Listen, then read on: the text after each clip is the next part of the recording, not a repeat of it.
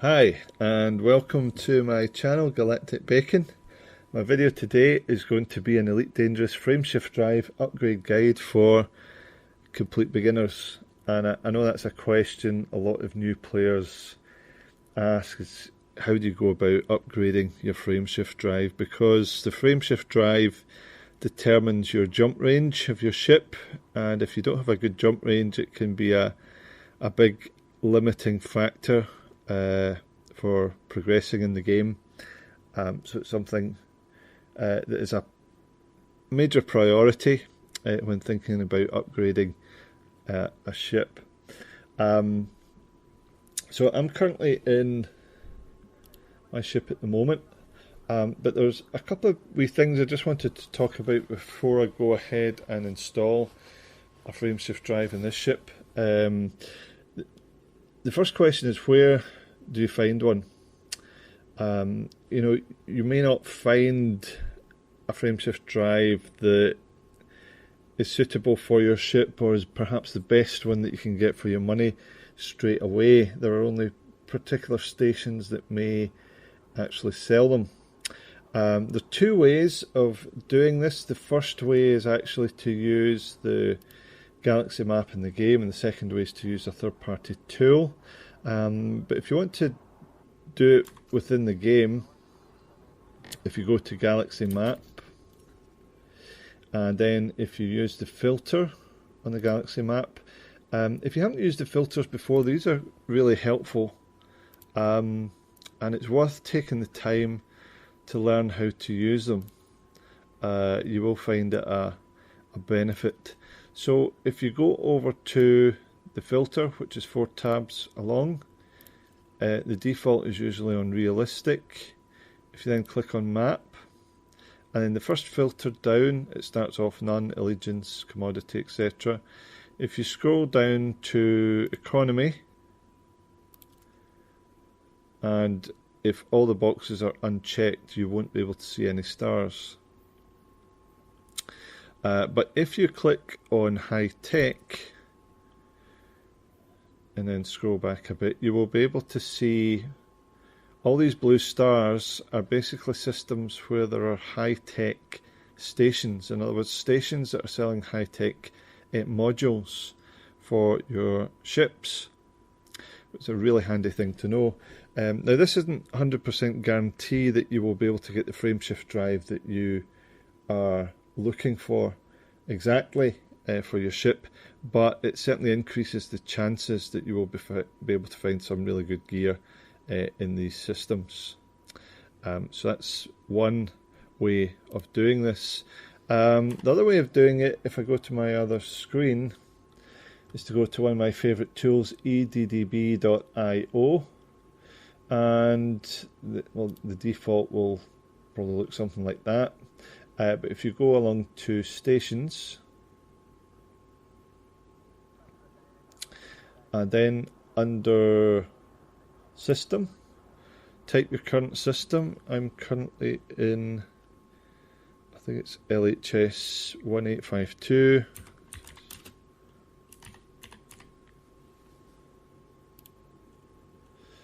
Okay, and then under station sales modules, type in the type of module you are looking for. Once you start to type, it will then make suggestions.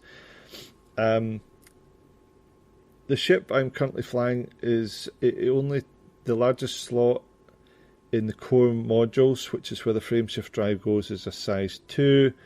So I'm looking for the best frameshift drive I can get, which is a 2A, an A-class size 2 frameshift drive. If you have a bigger ship, then you would just choose the frameshift drive, or the A-class frameshift drive for your ship. So I'm going to click on that, and then I do find stations, and then I get a whole list of stations where I will be able to buy one of these. The nearest stations are always near the top. So the first 3, it says 0 light years because they are actually in the system I'm already in, and Finlay Freundlich platform happens to be the station I'm in at the moment. So that's a great way of finding the modules you're looking for. That applies to any kind of modules. You can use this tool to find practically anything in the game. So I'm going to go back to my ship. Okay, and we're going to go, first of all, I'm going to my right hand panel so that we can get an idea of what my current jump range is. And if you go to statistics, so go along to ship and then down to statistics, and it tells me that my current jump range is 8.11 light years, which is with the cargo bays fully loaded, and then unladen is 8.44 light years. So that gives us something to compare things to once we've done our upgrades. So we go to Starport Services, we're going to Outfitting, and the modules we're looking to upgrade are in our core internals. It's the ship's main internal modules. Now, before upgrading a frameshift drive, I recommend doing a number of things first. Now, all your modules depend on the amount of power your ship is able to generate. If you go buying expensive Class A modules and then you find out that your power plant is not able to power the thing, then that is not going to do you any good at all. So I recommend upgrading the power plant. So we're going to see what's available here.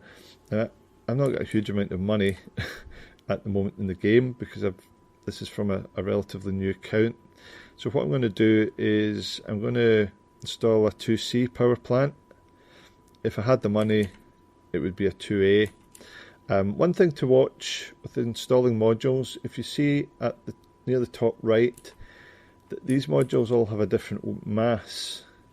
So that one's 1 ton, that one's 2.5 tons, that one's 1 ton, that one's 1.3, that one's 2 tons.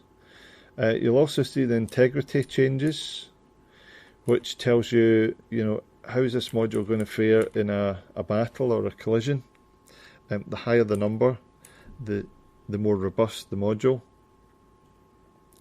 But that heavier modules will actually reduce your jump range.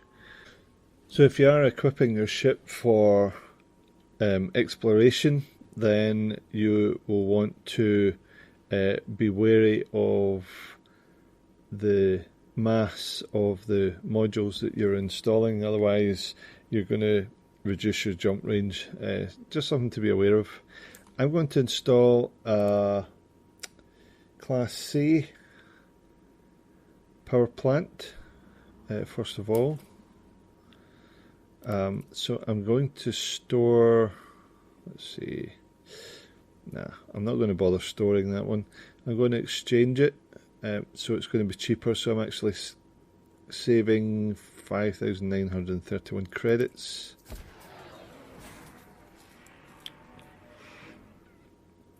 Okay, so we now have a bigger power plant.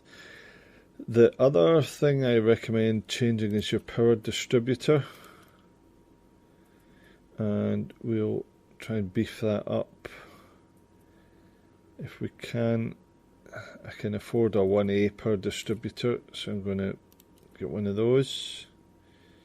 And